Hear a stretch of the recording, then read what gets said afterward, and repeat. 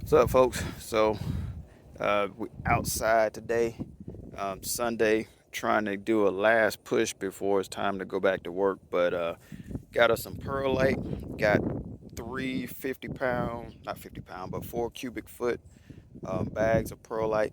Try to fill up. Well, I'm gonna use 12 buckets. I was gonna use 13, but I'm gonna fill these up. You actually have to put the perlite in, rinse it until the white runs off of it, and then after that, I can go set it up. So I'm gonna set it up inside the small greenhouse, and we'll show you that later. All right. So this next step of what we're doing is rinsing the perlite. So since we put it in there, perlite comes with a white dust on it. You see the water is not as clear. So as I rinse it and the perlite runs to the bottom, it'll eventually run clear. And once it runs clear, this one will be all set, or as clear as possible. Probably won't be able to get all of it out, but once you put it in the hydroponic system, it'll eventually kind of get itself all out. You can see it starting to clear up already. So this one is pretty much done. We'll move on to the next one. So it doesn't take long at all. All right, we got the first set of buckets done, and we have them on the table. So yeah, I had originally did 13, but I'm gonna just do 3 because these are 4-foot tables, and I had to calculate it for an entire 16-foot span, but forgot about the poles in the middle, and so it's all good. We'll just do that. I have an extra bucket, and I'll just hold on to it just in case I need to replace these for some reason.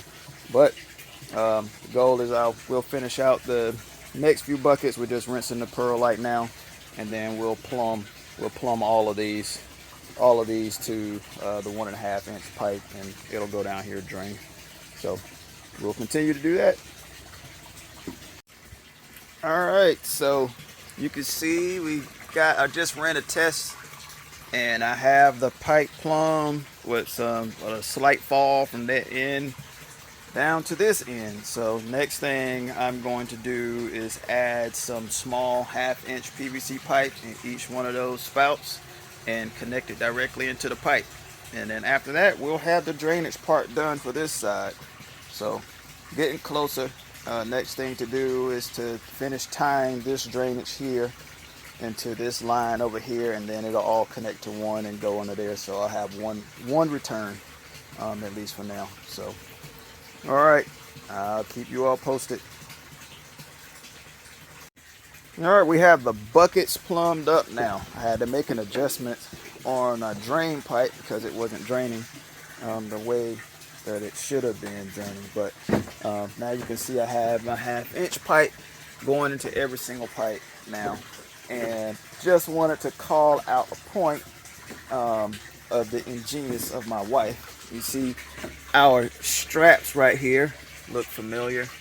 So I originally had these type of plastic straps, and I had a whole roll of it, went to bend it, and it snapped because I left it inside. It got too hot and they're brittle. So probably gonna have to replace these two at some point in time. As long as I don't move them for right now, they'll be fine. But my wife was like, hey, I have a bunch of fabric and jean fabric. So this is cut jean fabric, like on the thick part of the seams, and hopefully they don't deteriorate. They'll be just fine in the heat.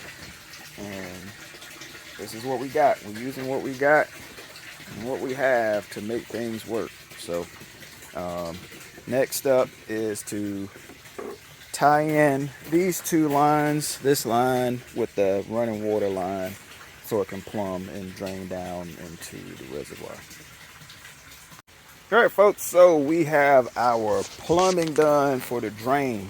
So we're running. It's actually raining outside now, which is cool, so we still can work on the inside. But you can see before it ran all the way to the ground, and it had its own pipe that ran underneath the deck and then down to the reservoir. But now I did some funky stuff because I just like playing with PVC. But I tied it in to the drain for the table over here, and this has a slope to it and drains. And now this 1.5-inch PVC pipe drains in the place of the 1-inch pipe that we had. But I did this weird T because I want to put a grow table behind here, something that can grow and be shaded when we have taller plants inside of the buckets. So it'll be for plants that can handle shade. And so I just kind of capped it off here for the future, and then I can just tie in for the drain for that table. That way I don't have to ruin anything in the future. So that's good. That's working. That's draining. Now I realize that I don't have enough 3/4 inch PVC tees. So I actually have ball valves for each one. I actually got some ball valves from Amazon. And so all of these ball valves are dropped into a pipe. The pipe will go down inside and they'll have holes in it so it can kind of spray around and not just fall in one spot.